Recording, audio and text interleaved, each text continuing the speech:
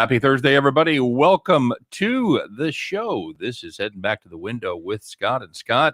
And I am Scott Steen, lead handicapper at winnersandwhiners.com. And I'm your co-host, Scott Reschel, senior handicapper over winnersandwhiners.com. And together, we do this each and every day, 3 p.m. Eastern, 2 p.m. Central, as we try to do our very best to help everybody out there in their perilous journey to head back to the window and cash those winning tickets. Pretty exciting day for me, Scott. This is what it's been reduced to. This is when you know you're old. I'm all excited because my Himalayan salt has arrived via Amazon. So, did you actually go to the Himalayas for that salt? No, I guess I'd get it on Amazon, dude. They bring a big bag of it, and it's a beautiful thing. I put it in. I didn't know the Himalayas were in the Amazon. It's crazy stuff. It is crazy, and I put it in my electric salt grinder that you just turn it. It's gravity, and you turn it up, and it just grinds the salt for you. Nice. God, I'm so old. All right. So anyway, how'd your day go yesterday, buddy? Was okay. I basically broke even. I ended up losing my play of the day with Asheville. Their best player picked up his fourth foul and a technical with 8 minutes to go. Yep. Which means in college, that's a personal foul. So he fouled out with 2 fouls in 1 second, which was kind of impressive. Then they fell apart. Besides that, I ended up having a couple of player props that unfortunately ended up winning, but the one we took for the farm was one that did not hit. So I basically broke even about that. You do a podcast with your buddy. I do. So I do a podcast with a friend of mine, and we each do 3 player props for every Wednesday. Mm-hmm. I went 3-0. Yeah. He went 2-1. And the one play that I actually liked, I liked his favorite play the most, more than my plays, was the Jared Allen one. And that's the only loser we had on the entire show. And we gave it out for the farm. So there you go. And that was such a screw job as they were getting blown out and they called off the Dogs with 5-6 minutes left. He had 11 rebounds with about 5 to go. You need to take the rest of the game off. You've worked hard, buddy. Yeah. We went 2-1 on our plays. We hit the play of the day and had the over there. We split on the premium side with Asheville, and we had the under there, so that worked out about as well as your Asheville play did. And then we had the team total over Philadelphia. Hey, Sixers with James Harden, pretty good team. They can score points. Then again, I mean, they played the Knicks twice, so I hope that both of us could suit up and score 10 apiece. We could not. I hope we could. Maybe for Iowa State. Maybe. Yep. Oh God. Oh, we'll talk about that. What a disappointment, man. And a team that was supposed to be pretty good. You know, they're not nothing. They're not crap. Pretty good. I don't know what to think of pretty good because they were top 10 earlier in the year, but they had no expectations. You know, they remind me of their football team. They remind me of the football where everybody had ranked in the top 10 going into the season. They played a couple pretty good games, and all of a sudden you're like, oh, this team. Well, that was my point. Iowa State was unranked. They were randomly in the top 10 because they played really well for the first month and change.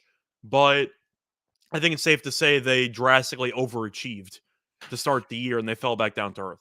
It would certainly appear to be the case. So it is. It's good to be here, of course, on Thursday. Everybody excited as full conference tournaments really get into the swing.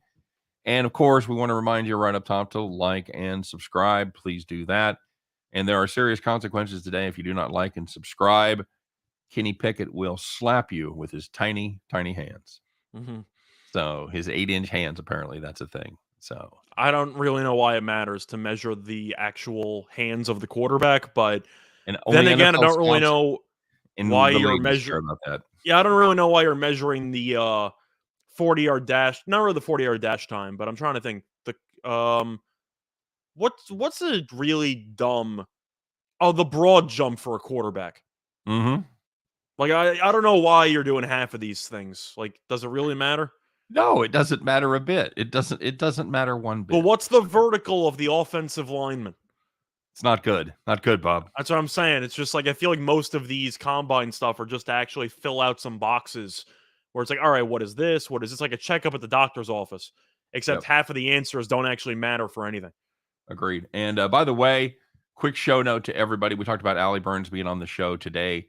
She had a parent-teacher conference that she'd forgotten about. So I'm not letting the cat out of the bag. So she bumps till tomorrow. She will be with us on what will be our 1-year anniversary tomorrow, buddy.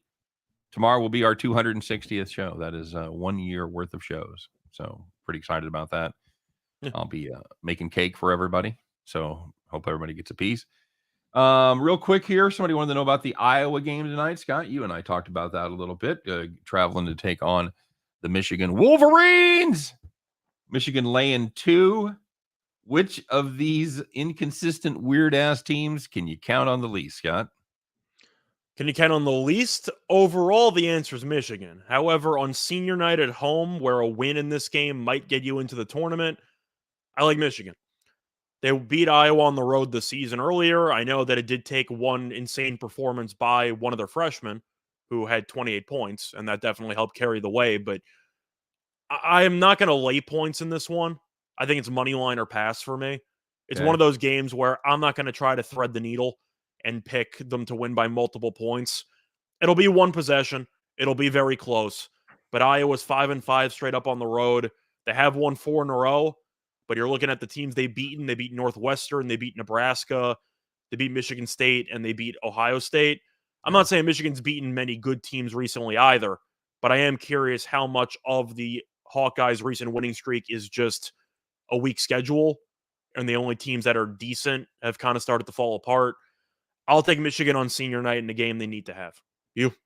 Yeah, I'm with you. It's just about a coin toss for me. Like you said, this Iowa team has won 4 straight, 7 of their last 8. The game they lost in that 8-game stretch to Michigan, like you said, at home, and Michigan again not playing great, but it looks like every team with a pulse is able to beat them except for Iowa. So we'll see how it goes. Both of these teams shot really, really bad from distance in the first game. So if either one of the teams can shoot 30% from downtown, that's going to be your winner. And it still went over the total. It still landed 163. So and not a ton of free throws. 31 free throws. That's maybe a little above average, but not a lot of turnovers and not a lot of free throws. So both of them shot well from 2 points. So Brandon Kubas says he's going to have his UFC picks ready tomorrow. And can we talk about Northern Kentucky, says Bruce? Yeah, we'll do that. And by the way, this will be our last day of kind of the loose schedule. Tomorrow will be like really, we'll be on track. So because we want to get Allie on at 15 after and have her for 30 minutes. So if you guys have games tomorrow, put them in your pocket, or don't get mad when we don't talk about them up front, because we're going to just get our segments out of the way and then have Allie on. So quick show note there. All right. Having said that, yes, Northern Kentucky. Looking at this one, taking on Detroit. Detroit looked really good in the first game against Green Bay because Green Bay is atrocious. But you're looking at the home road splits for the Detroit Mercy team, and it's pretty ugly because they were really good at home and they're 5-13 on the road. Well, that's not good.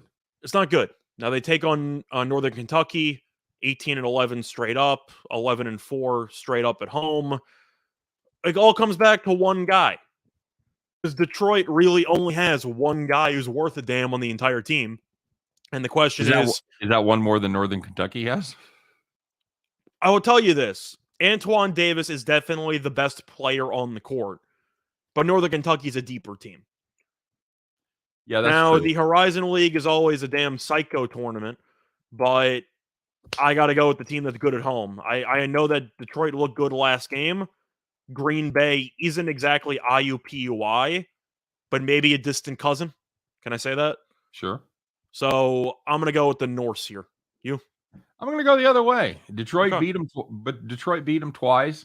And even though they don't win a lot on the road, they do cover the number, as this Detroit team is 9-9 against the number on the road. They're 8-7 as a dog. Northern Kentucky, no great shake. 7-8 is a favorite. 7-6 at home. Yeah, I'll take the team that's beat them twice. It's hard to beat a team 3 times, Scott, but I think they do it. I did hear that somewhere. You know, Asheville found that out the hard way, apparently. Yes, you can't beat them 3 times, man. By the way, if you're new to the show, two things we want to stress here as conference tournaments get rolling. Not being able to beat a team 3 times is a myth. With Asheville notwithstanding yesterday, that's the numbers do not back up that old saw, if you will. It is not hard to beat a team 3 times, especially if you're way better than the other team. And the other thing I want to remind you guys, don't fall in love because some team looks great in the mid-major conference tournament. I make that mistake every year when I go and fill out my brackets. Let's say Northern Kentucky runs all the way through, and you're like, oh man, this team, they just mauled them in the. They're a 15 seed. Right, I got a shot here. Like, no. Free money. So you're taking them plus the 18, and they're down 23 at halftime. So, but how many mid-majors would you say, to piggyback off that point? How many mid-majors would you say reach the Sweet 16 every year? Usually 1 or 2, right? Yeah. I would say. So don't go nuts with it. Yeah, exactly right. So, I think this year's team might be Murray State, but we'll get back to that. Yep, we will. And somebody, a little time-sensitive question, wanted to know about USA, South Alabama, Scott. Going up against Little Rock, 12.5, 132. Game starts at, now, shit, as a matter of fact. 3 p.m. Yeah. It's supposed to, but then the Arlington game went a bit long. Okay.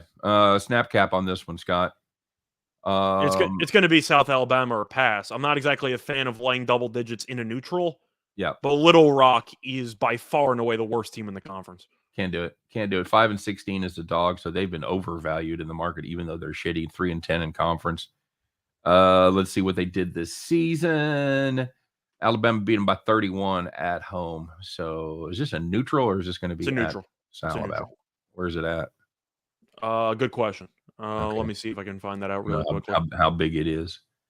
Yeah, I'm laying the points or pass there with South Alabama. Little Rock is really, really bad. Yeah. No injuries. Okay. Yeah, I'm good. Oh, speaking of which, with big spreads in conference tournament play, I got a big game coming up today after the day off yesterday. Bobby Morris getting 11 against Cleveland State. I'm still in the running. I'm still in it. I got one team left. They're probably going to lose today. But I'm actually not sure Cleveland State's going to cover. I actually think I actually think that Robert Morris can hang in there. Bobby I'm Morris. not saying they're going to win. I hope they win. If they win, I'm going to have a great time. But do you think 11 seems a bit high? They've played each other somewhat close in the regular season. I thought the same thing. I don't know if I want to get involved with Bobby or not, but I did think that was either going to be Robert Morris or pass. I wanted to know. Yeah.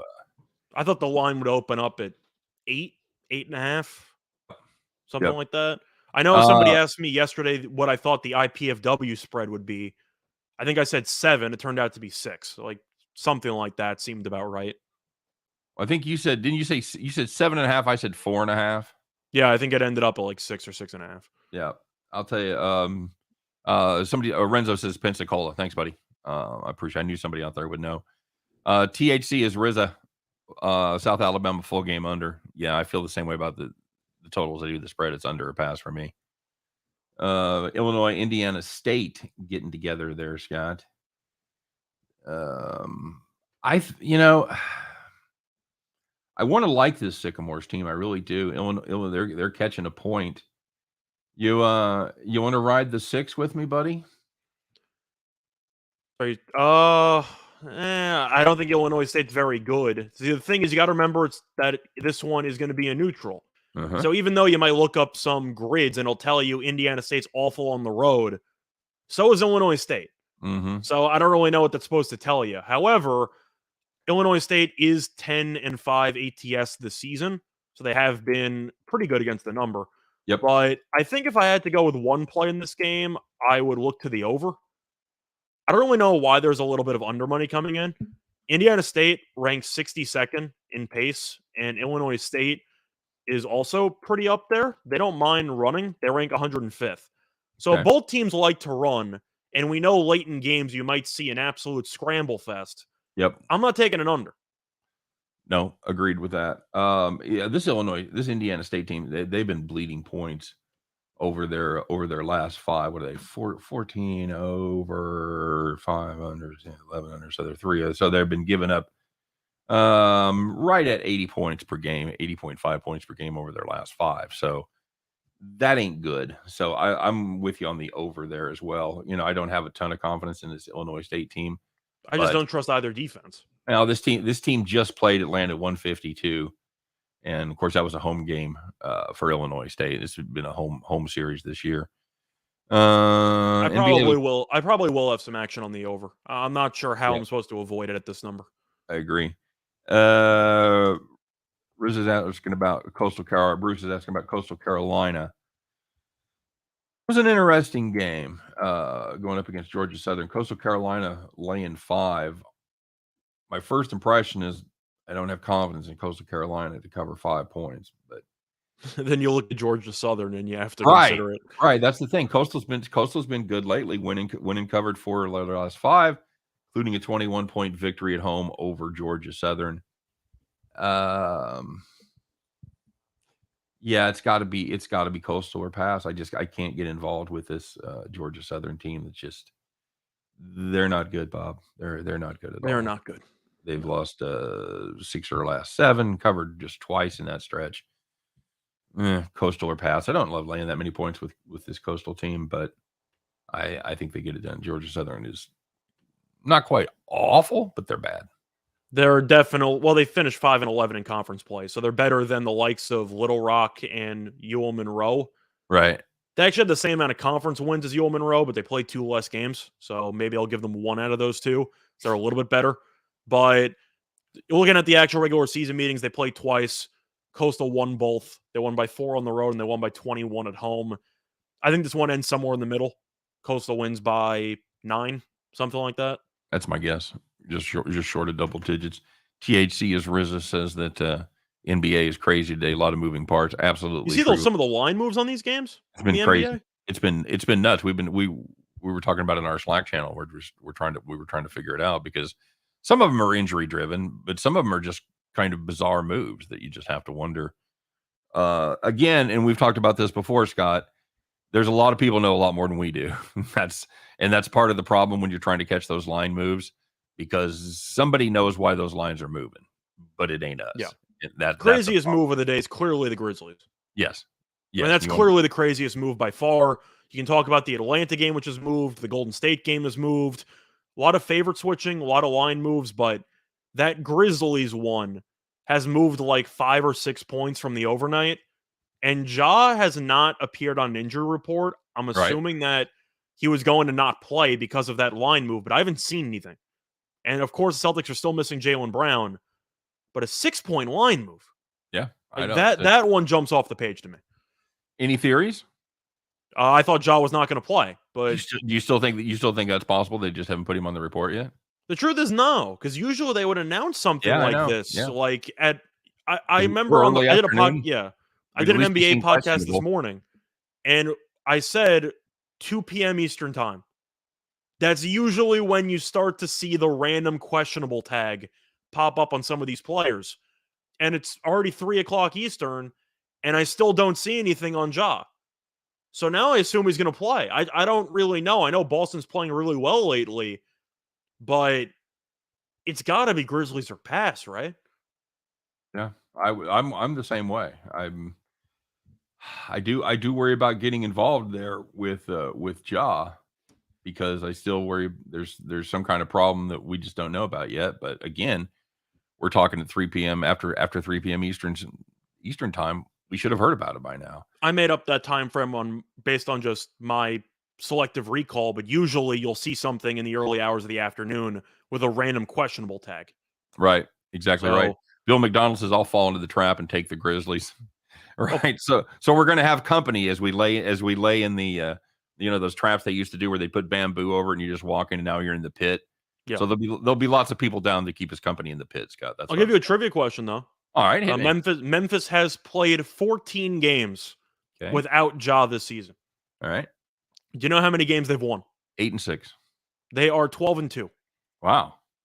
So even if Ja doesn't play, this team's actually still pretty good. Screw that hack. Yeah, we talked about that, about their ability to rebound. All right, we'll do one more before we recap yesterday's action. The Toreros of San Diego going up against Pepperdine. Oh, God. Ooh, holy shit, is that Pepperdine team bad. Game only a gambler could love. Mm-hmm. Scott, Toreros, not awful. Haven't played great lately, but man, they have run through the gauntlet there to end the season. They've lost 6 of 7, but they've lost to Gonzaga, Santa Clara, St. Mary's, Portland, St. Mary's, and San Francisco. So there ain't a shameful loss in any of those. Meanwhile, Pepperdine has lost 6 straight, and they've also had similar opponents. Pretty good teams. BYU is plugged in there a couple of times. I've got the Toreros here.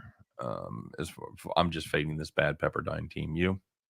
I can understand that. I know San Diego lost to Portland by 32 points on the road. I'm not sure how that happens, but the real question is, so looking at the regular season, San Diego won each of the first 2 meetings by at least 8 points. Yep.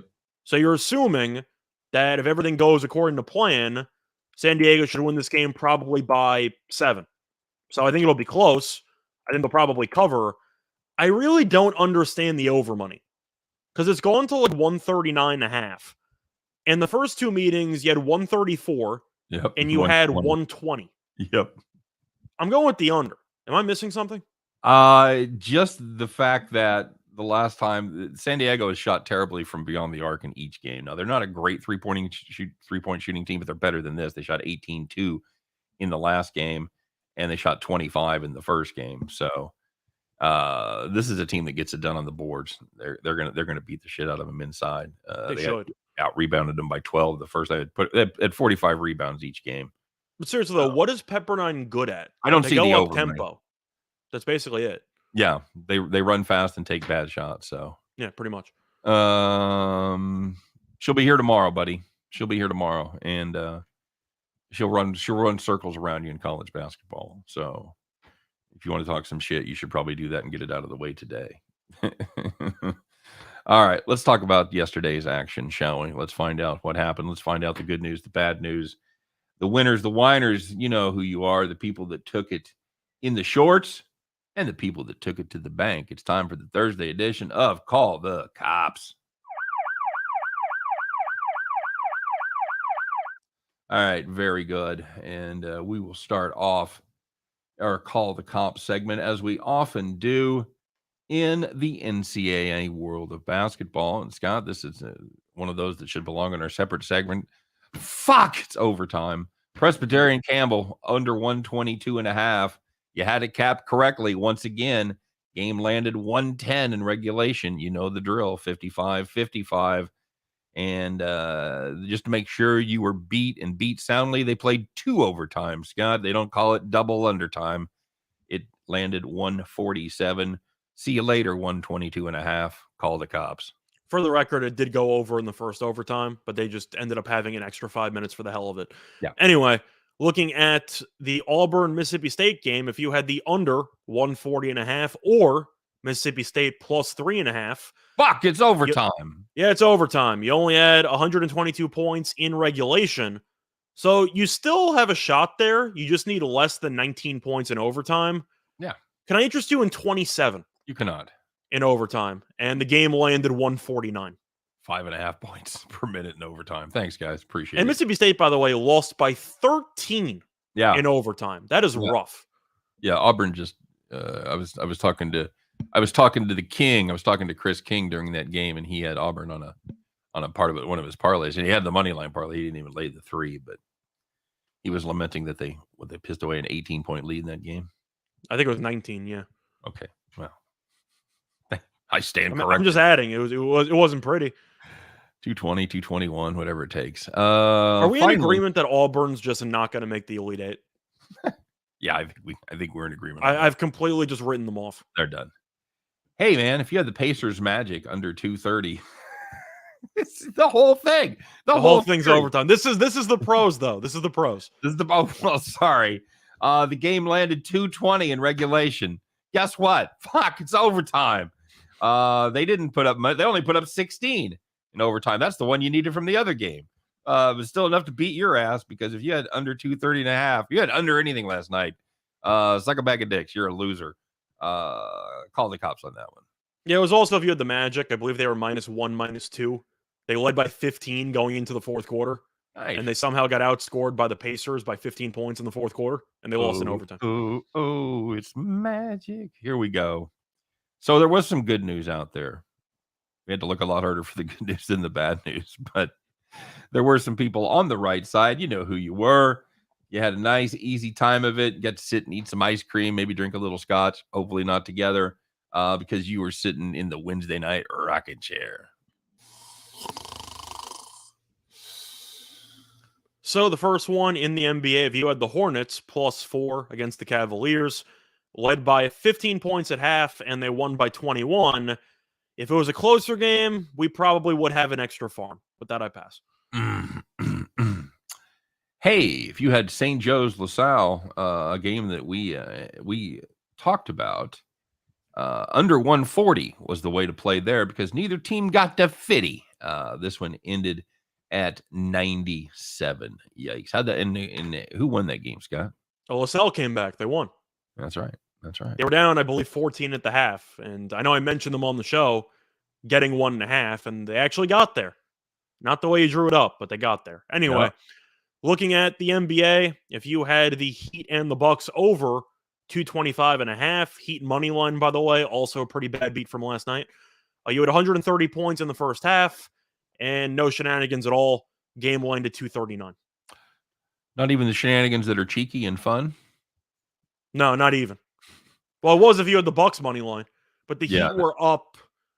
Or are they up like 7 with a minute to go? They were up 5 with 20 seconds left, and they somehow lost the game in regulation. Brutal. Just brutal. All right, we have to talk about this. It's right here in my home conference, my backyard, place I've been to many times. We have to talk about this because it's just awful. Scott, I watched this game last night, and you got to tell you, I wasn't mad. You watched this thing? I watched a little bit of it. Just when I saw the score, I had to turn it on. I had to see it for myself. And I wasn't mad, but I definitely was disappointed. Nope.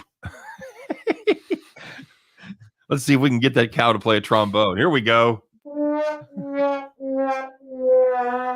Very nice. That's why we need an engineer. That's what I'm telling you.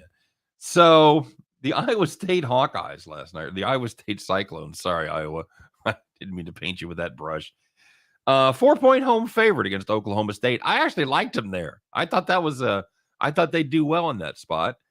I was incorrect because they were good defensively. No, they were. There was a good news, bad news. Let's look at the bright side, Scott. It's like I was doing a performance review.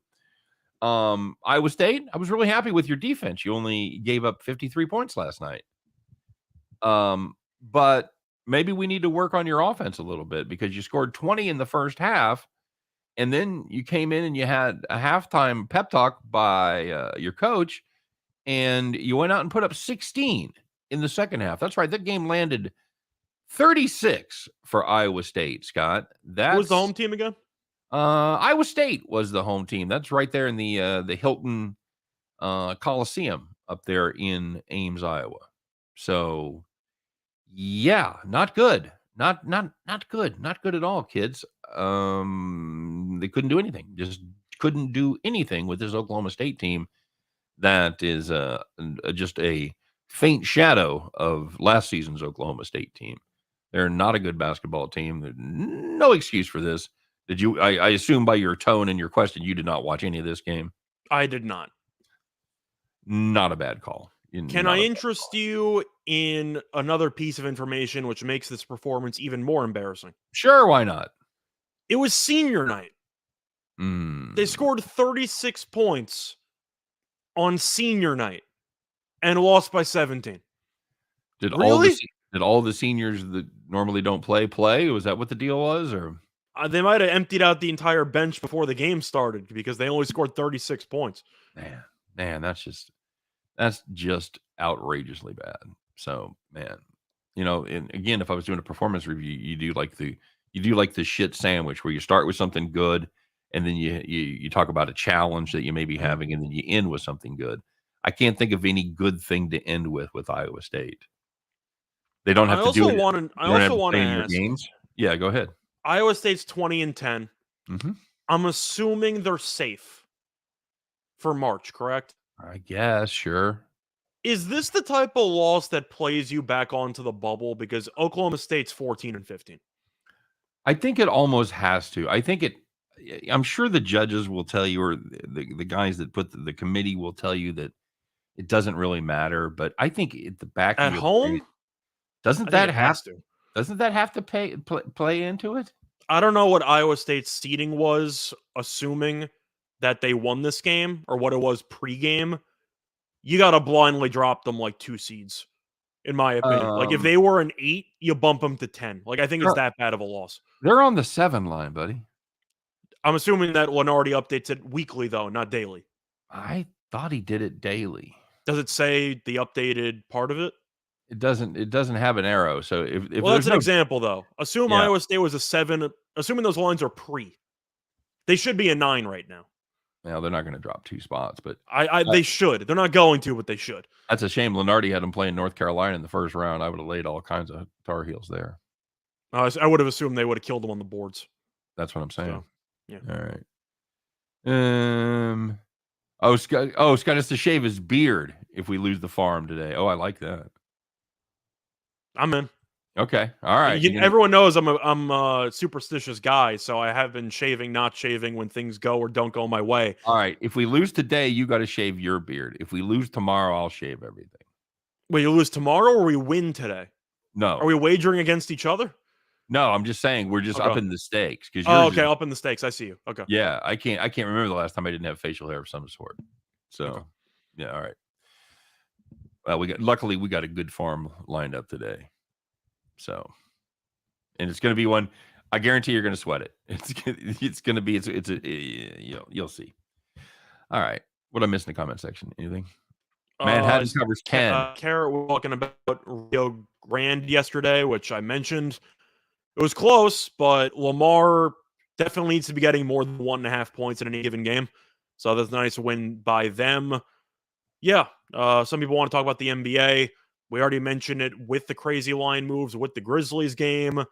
Now we're going to talk about the other crazy line move, which is going to be the Hawks games had some line movement to it. Bulls opened up at around 4.5. Now they're down to 1.5. Trae Young's questionable, but it seems like he's trending towards playing. You have any thoughts on that game? No, that's the Trae Young's obviously the one that you want to keep an eye on there. Somebody asked where we find updated odds and about where the money's moving. I've got Don Best that I use. And Scott, what do you use? I alternate. I stick to pregame. I'm not sure how accurate pregame is, but they're pretty up to date with it.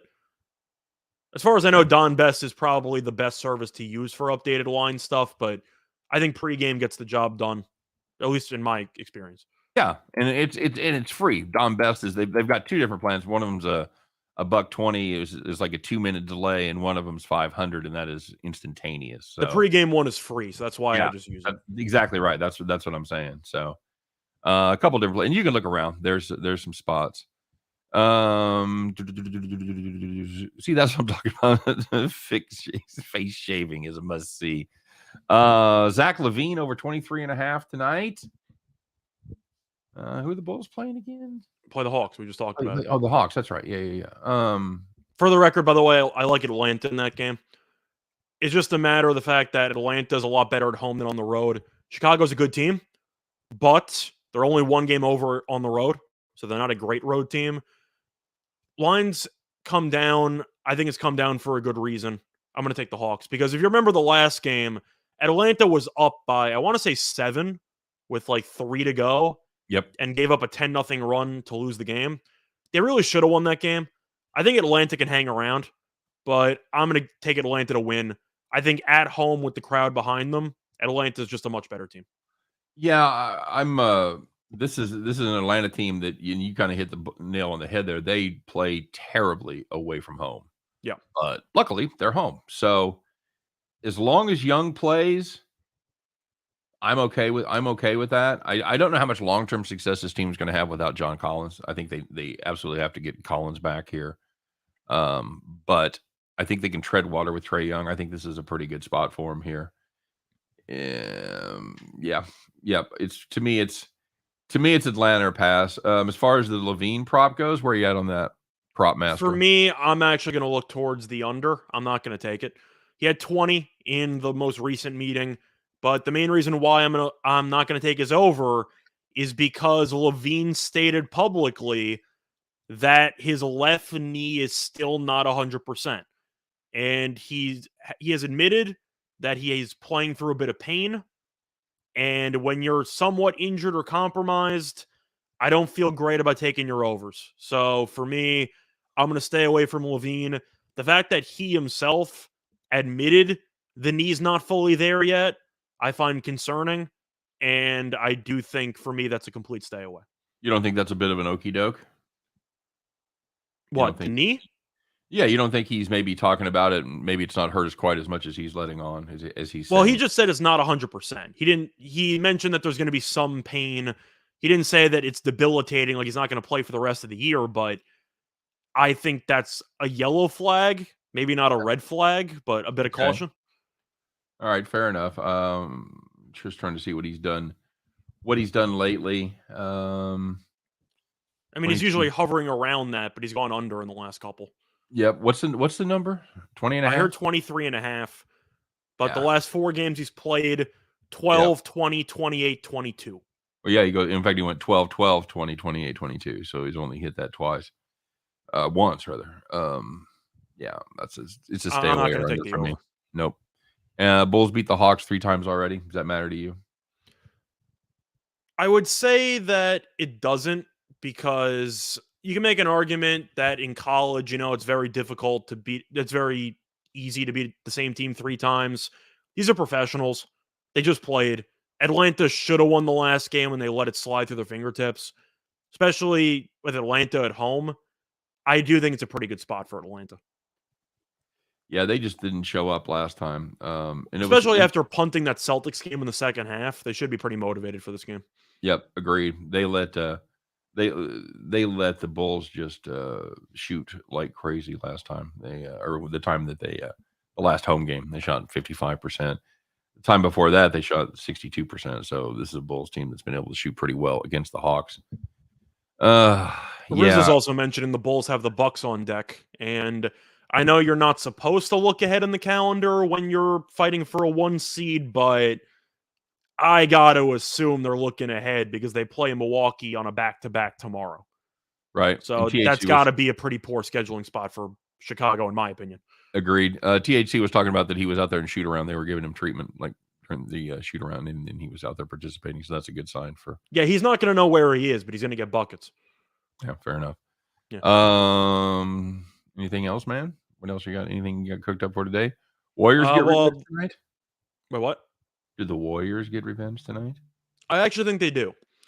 I understand that Dallas is favored because they just beat Golden State on the road last game. Dallas went on a 26-1 run in the fourth quarter to win that game. My question for you, with Klay Thompson back in the lineup, it seems like he's finally over his illness. He's expected to play. So Golden State's healthier. Draymond's still out.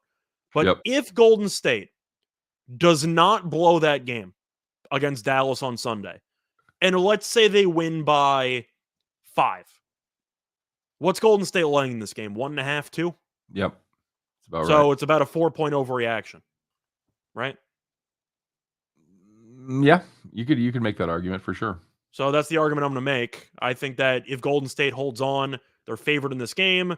They should have won the game at home against them on Sunday. I'm going to take them now. All right. I just don't want to lay 2 here. I know Golden State's playing terrible basketball. Like I have fully acknowledged Golden State is struggling. But Dallas, I like what Dinwiddie's done for the team. But really, unless Doncic goes nuts every single game, they really just don't have many other ways to win basketball games, do they? No, and they're gonna be without Trey Burke tonight.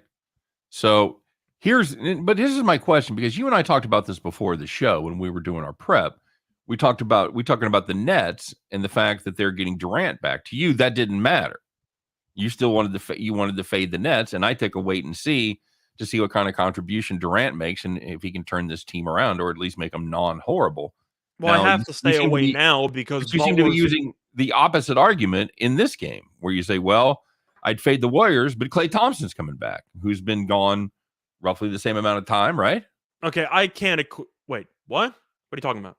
As far as being Klay's missed 2 games. Durant hasn't played in 2 months. Well, you're right. Klay Thompson's only been out a couple of games. So I thought Durant had played I looked this up. I thought he'd played more recently, but yeah, it's been longer than I thought. So I'm also looking at supporting cast because the Warriors have been without Clay for most of the year. They still have Curry. I know he's been underwhelming, but he's still a very, very solid player. The Nets with no Kyrie and no Simmons have absolutely nobody. Do I expect Durant to walk in off the couch, play 35 minutes and score 35 points? I don't. So I think that he's going to maybe need a game or two to deal with some rust. Plus, you're looking at a spot where PJ Tucker, I'm not going to call him a Durant stopper because you can't stop him, but at least he's going to make things difficult for Durant, or at least more than he's used to being, I'd say, challenged on the offensive end. But now I can't play it because Miami announced that Jimmy Butler and PJ Tucker are questionable. So now I cannot play the Heat. It's either Nets or pass. Because the fact that the news I was waiting for on John Morant happened with Butler and PJ Tucker makes me believe that Butler's not going to play. So now I have to like the Nets, don't I? I think so. Nets or pass. So And Tucker. And Tucker's the one who's going to guard him. So we talked a little bit about this Grizzlies game. That has been the biggest line move. And like you said, it's been pretty much a 5.5 point line move as the Grizzlies went from 3-point favorites to 2.5 point dogs. Yeah, I think we've got to play the Grizzlies here and wait in the pit for everybody else to fall through, right? I'm in for it. Okay. I mean, worst case is that Ja doesn't play and you take a team that's 12-2 without him and see how they do. If Boston was fully healthy, I can understand the line move. But with no Jaylen Brown, Boston's already compromised. Yep, agreed. And see, and I wasn't calling PJ Tucker a Durant stopper. I was simply saying that when it comes to guys trying to guard Durant, I'd say Tucker makes Durant work harder for his points than arguably anybody else in the league. Is that fair? Yeah, that's fair. That's fair enough. Legacy asking the question that, yeah, we've pretty much been asking the whole show. With Jaylen Brown out, what do the bookies know about Memphis? Yes, that's exactly right. So apparently something, but we don't know what it is, and we're jumping into the trap, man. We're falling for the banana in the tailpipe, most likely. But we'll see. We'll see. I like this Memphis team is for real, man, and they can, they can go get the basketball. You brought up the stat earlier, even without Ja, they're 12-2. So okay, let's go. I do think if Ja does not play, my favorite play would probably be the under, because we know Ja loves to go quickly. When you start giving Tyus Jones 20 or 30 minutes and you bring in the bench unit, they go a lot slower. Gonna drag. And Boston, we know, is one of the best defense in the league. If Morant is randomly ruled out, I'm taking the under. Fair enough. Legacy sums it up perfectly. PJ Tucker is a Durant agitator. Yeah, that's fair. And do you think Durant is happy his first game back in 2 months would be against PJ Tucker? Probably not. No, I'm sure that's not exactly how he drew it up. So, all right, buddy, let's do it to it. It's time to break the string here. We've got facial hair on the line now, so we got. I'm probably going to shave anyway, but we'll see what happens. All right, very good. It is time, everybody. Once again, it's Thursday. It's we hit our 60% and haven't hit a damn thing since. So let's get it rolling here, guys. It is time to strap on those overalls. Put the lucky overalls on. We need it, guys. Put your straw hat on, adjust the brim just right. There you go. Perfect. Climb aboard your John Deere. Get out your keys with the lucky rabbit's foot and fire that bad boy up, because once again, Cash Cow was so excited, got involved earlier, but now it's really time to bet the farm.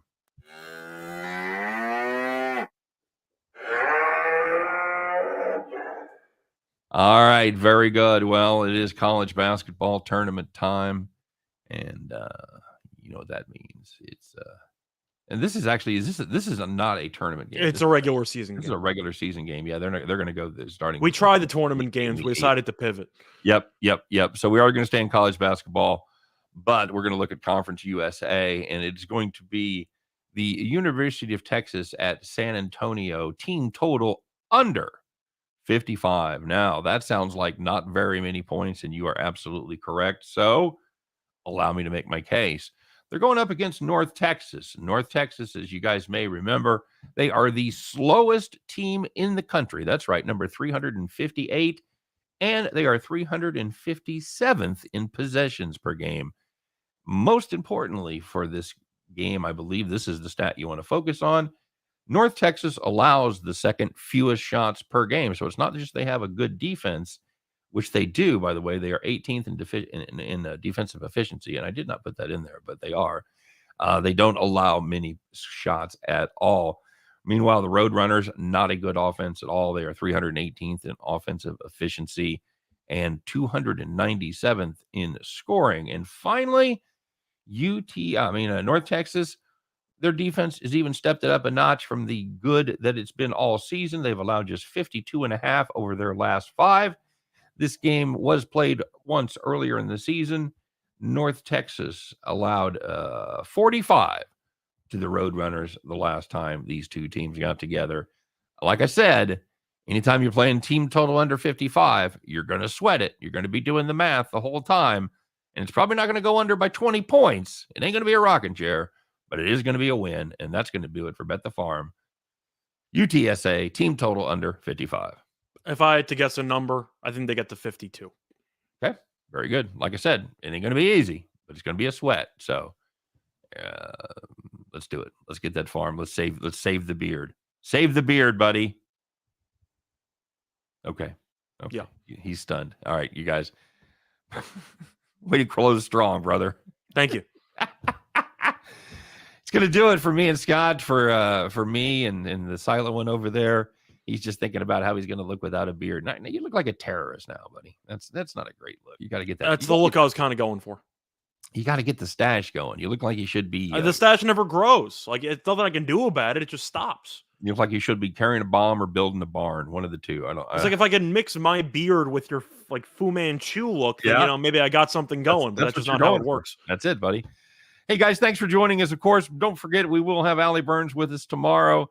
And one more time, if you would smash that like button, we'd appreciate it.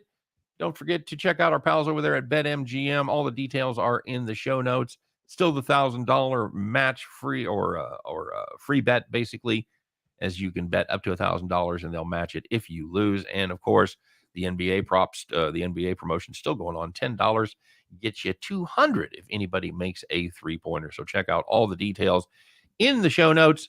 Available, of course, only where states where MGM is, and you must be 21 to play. All right, that's going to do that for us. You guys, thanks very much for stopping by. We appreciate it. Don't forget to join us each and every day. Tomorrow's also going to be NASCAR day, so we're excited about that. As Scott can tell us about how he didn't really lose money on bad bets that he made. So stay tuned for that. You guys have a great day. Thanks for joining us. We'll see you each and every day, Monday through Friday, 3 p.m. Eastern, 2 p.m. Central, as Scott and I do our best to help you to head back to the window. Take care, everybody.